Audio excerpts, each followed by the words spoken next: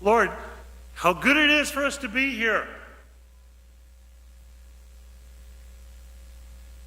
Tell you what, let's make sure that we can stay here a while.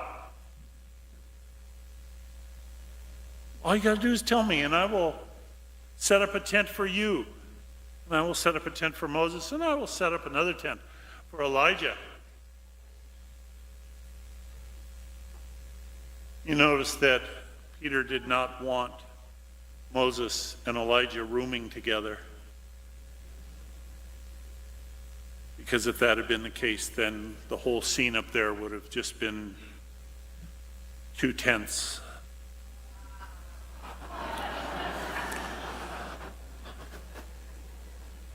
Wow. I wish you guys were as good with your singing as you are with your moaning, for crying out loud.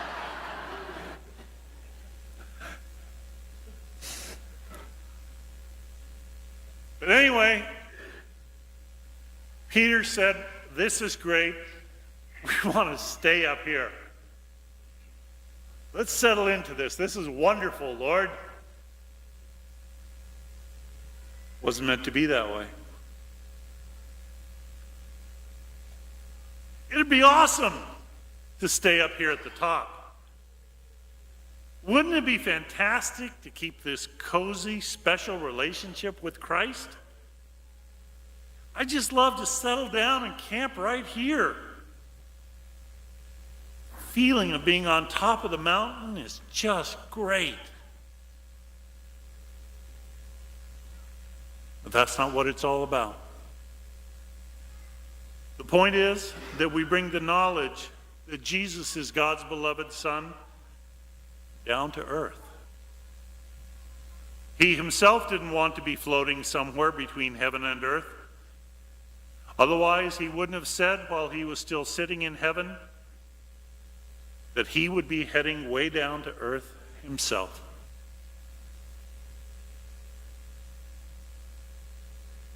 In the number of years that I worked with high schoolers, I was part of a couple of schools that had some very incredible retreat programs.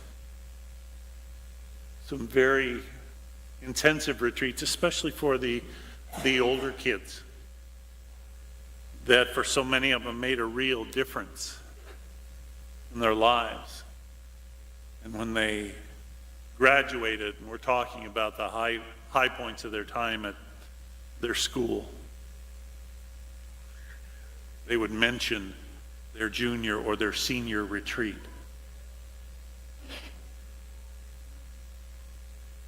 But we always had what we call fourth day syndrome. Because after a couple of days away, having this incredible experience of acceptance, of openness and sharing, of in many cases truly discovering God's love for them. All be on a high. And they come back from the retreat center, and lo and behold, they were coming back to their daily lives again.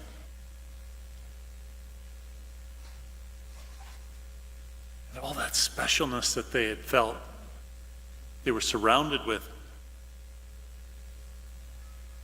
people in their everyday lives who hadn't been on the experience.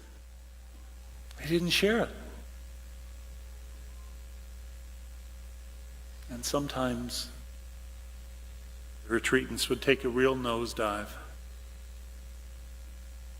That's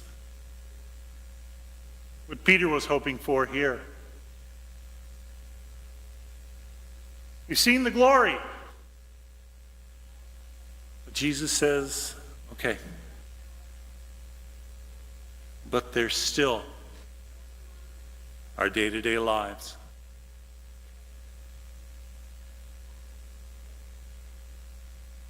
And Jesus didn't say, I will be hidden from you, but rather, it is in these day-to-day lives that I will be with you. Maybe you won't see the glory the way you did up on top of the mountain.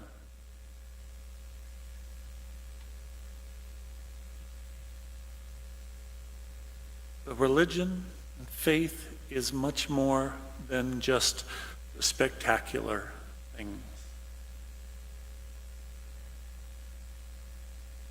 Not just the stuff that makes it onto stained glass windows. It's the day-to-day loving, the ordinary, sometimes what we might even call the dull, the routine. And yet, last Sunday when we dedicated St. Ignatius School, we were reminded that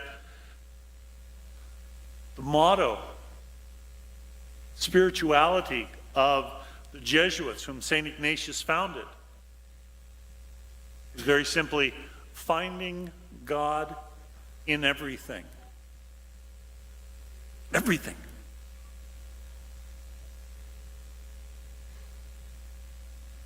When I was ordained many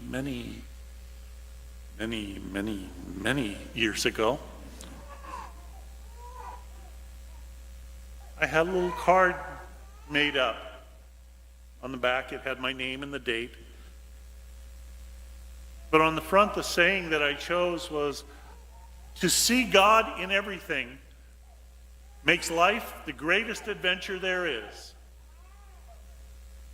That might sound all nice and flowery and fancy, but in the day-to-day grind, come on. And yet, because of the resurrection of Jesus, because of the promise that God is with us always, it is in the day-to-day of our lives. The ordinary, sometimes the painful, sometimes the disturbing. Nevertheless, Christ is there. The promise of resurrection is always there for us.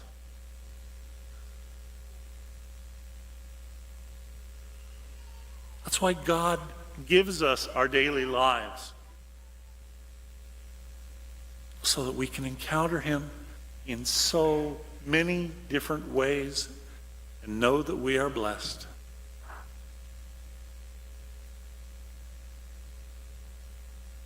We don't always see God present. We don't always remember to look. We're sometimes quick to separate God from just the ordinary stuff and save God for the churchy things.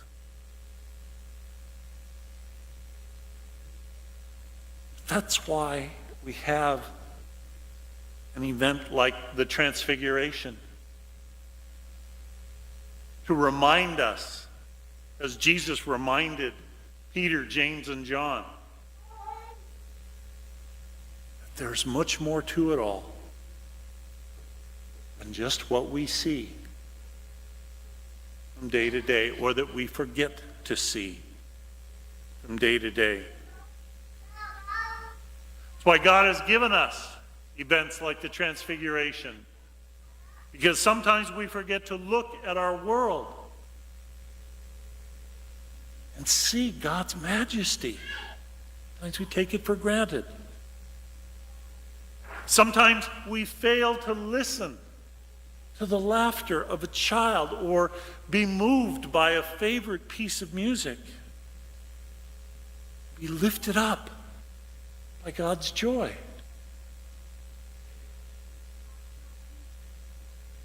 Sometimes we take for granted the opportunity to look deeply into the eyes of someone who truly loves us and see ourselves through God's eyes. Sometimes we get so hurt by someone that we need to be reminded that God sets us free and puts us right with our lives. Sometimes we're so heartbroken and grief-stricken that we don't remember to look for the God who wants to embrace us. And sometimes we find it very, very difficult to look beyond the hurt, the fear, the loneliness, or the insecurity that occupy us. And so we forget that we are sharers in the promise of the resurrection.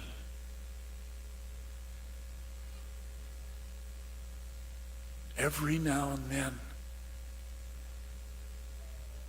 to have the spectacular, to remind us that our lives are more than just what we're used to seeing.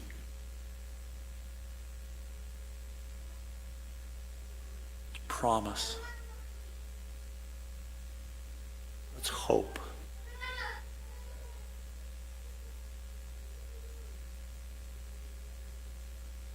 We have the opportunity in our daily lives, in the everyday, day-to-day, the routine,